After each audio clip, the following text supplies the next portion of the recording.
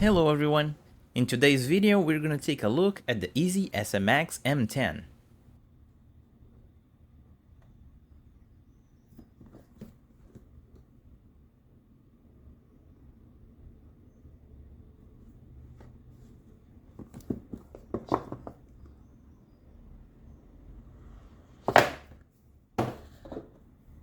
The unboxing is pretty straightforward and you get the controller and the manuals.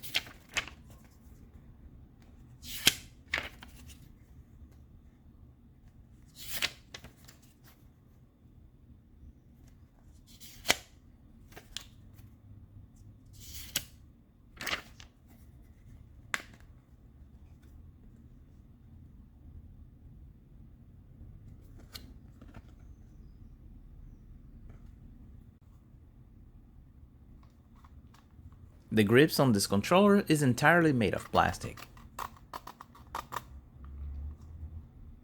It has Hall effect triggers, and the switches on the shoulder buttons are mouse switches.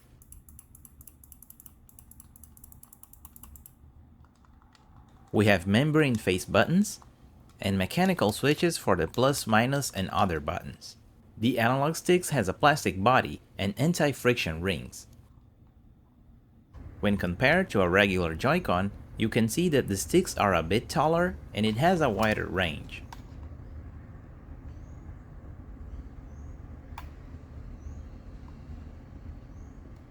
And we have the same rule on the other side, a membrane D-pad, while all of the other buttons are mechanical. We also have two shortcuts on the top, the M1 and M2 buttons.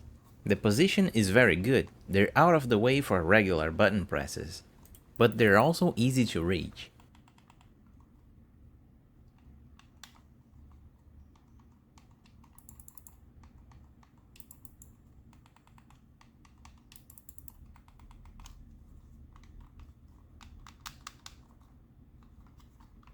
The USB-C connector is flexible, making it very easy to insert and remove your phone.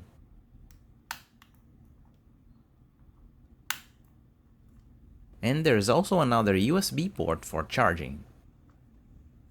Comparing it with the GameSir X2, it is about the same size, but it is a bit more ergonomic. It looks and feels like a compact GameSir G8.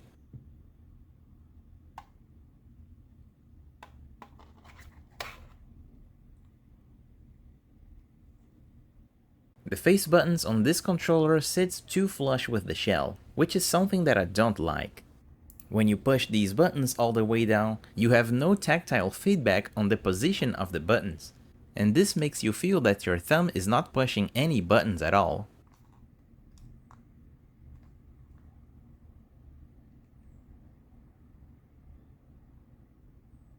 Another issue is that the painting on the buttons can be scratched away. I took it on my bag on my daily testing, and the Y button got scratched, as you can see here. So ideally, you need a case for this controller to avoid any kind of damage. The mechanical buttons though has a good travel distance and won't sit flush with the shell. On the D-pad, we have somewhat of the same problem with the face buttons. The center of the D-pad is not flush, but the edges of the buttons are, and this creates the same feeling that I had with the face buttons.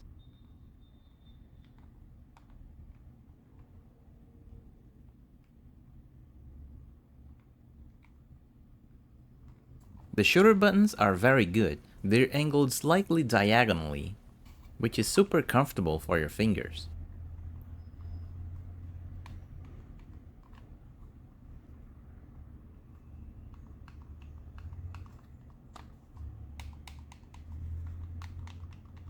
For the stretch test, it stretches quite a lot.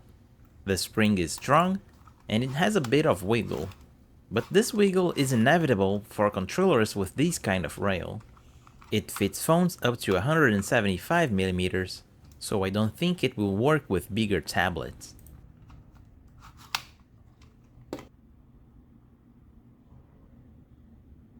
When you're using with your phone, it won't work with a case attached. So every time you're using it, you're gonna have to remove your case.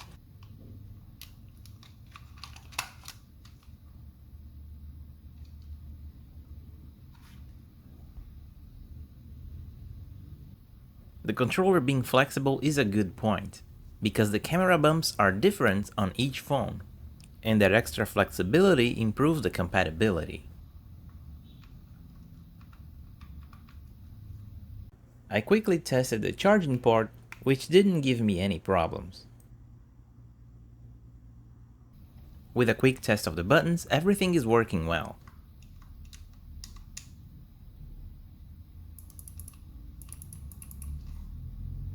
The D-pad did not pass the test of hitting the diagonals by pressing only on one direction.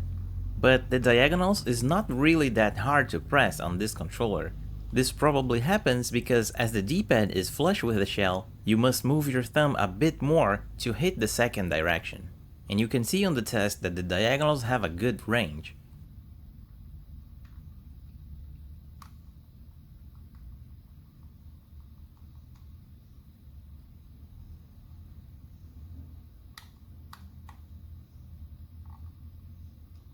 So the main difference is that to hit the diagonals, you might want to do a wider movement with your thumb. Now testing the other functions, this is the turbo button. It has a normal mode,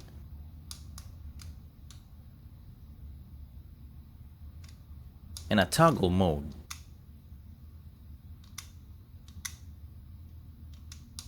And you can change the speed by holding turbo and pressing plus or minus.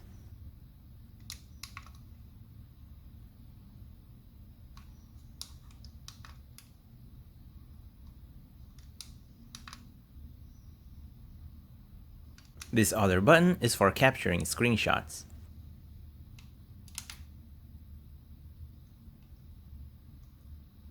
The gear button is used to program the M1 and M2 buttons. You push the button you want together with the gear button, then record your macro, and press the gear button again. As you can see here, the macro won't register the analog sticks, and the triggers will be recorded as digital buttons. To erase the configuration, repeat the combo and press the gear button again without pressing anything.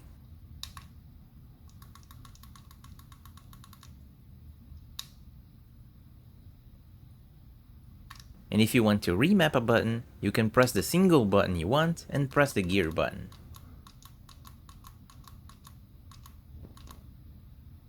Now testing the analog sticks, they're very good, with no dead zones in the axis and a good circularity.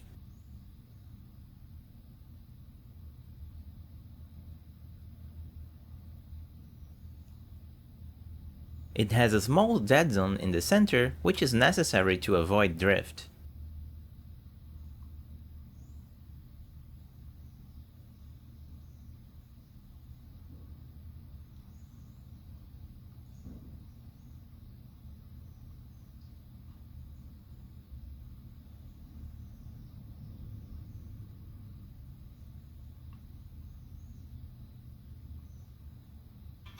And this controller is not natively compatible with touch-based games. So if you wanna play a touch-based game, you'll have to use a third-party app. And I also tested on PC using a female-to-female USB adapter, and it works. It will be detected as a D input device.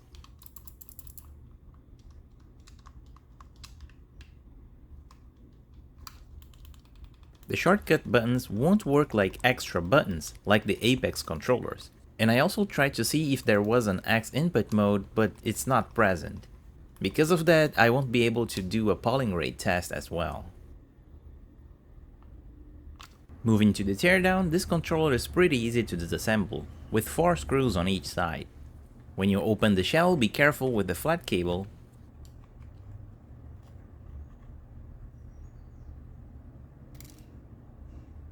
And there are plenty of space for the cable inside. I was worried about the flat cable ripping under repeated stretches. But you can see here that it is protected by an extra plastic layer. The sticks have a K-Silver module installed on a secondary board.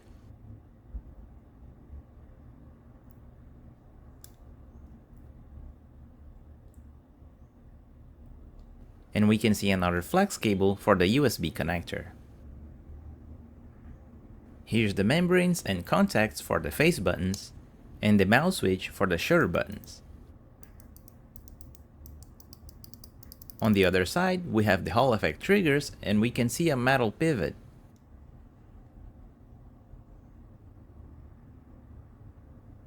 And here we can see the USB charging port, as well as the switches for the other buttons.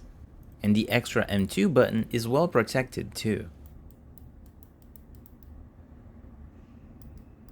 The button layout is fixed and cannot be changed. On the other side of the board, when trying to remove it, I found out that the top shell is glued to the silicone pad, but we can still disassemble it. And we have a similar construction on the right side as well, with membranes for the D-pad, the analog stick on a separate board, and the only difference is here, which seems that this was a spot for the headphone jack, that probably was removed during the development. And here's a look at the D-pad.